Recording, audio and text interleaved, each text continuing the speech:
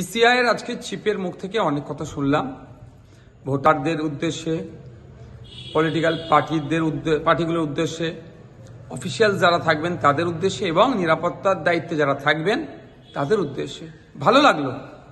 তবে বিগত ভোটগুলোর অভিজ্ঞতা থেকে বলতে বাধ্য হচ্ছি, অনেক সময় অবজারভারদেরকে ফোন করলে ফোন নট রিচেবল থাকে বা নিরাপত্তার দায়িত্বে যারা থাকেন তাদেরকে ফোন করলে যথাসময় এসে পৌঁছায় না, ফলে একটা সমস্যা তৈরি হয়।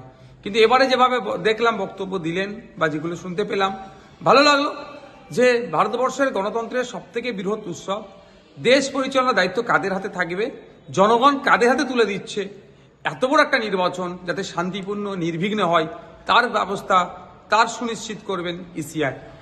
একটা ভোটার বাড়ি থেকে বার হয়ে ভোট কেন্দ্রে যাবে, নির্বিঘ্নে ভোট কেন্দ্রে গিয়ে ইভিএম মেশিন আর সে সামনে থাকবে, অন্য কেউ থাকবে না, তার সুনিশ্চিত করা এবং ভোট দিয়ে বাড়ি সুনিশ্চিতভাবে ফিরে আসতে যেতে পারে তার ব্যবস্থা করা দরকার।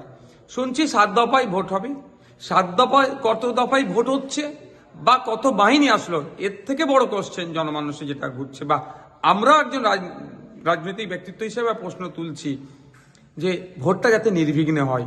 কত দফায় হলো, কত বাহিনী আসলো, তার থেকে বড় কথা ভোটটা যাতে শান্তিপূর্ণভাবে হয়, গণতন্ত্রের উৎসব সকলে যাতে পালন করতে পারে, এটা সুনিশ্চিত করবে ইসিআই, এটা আশা করব।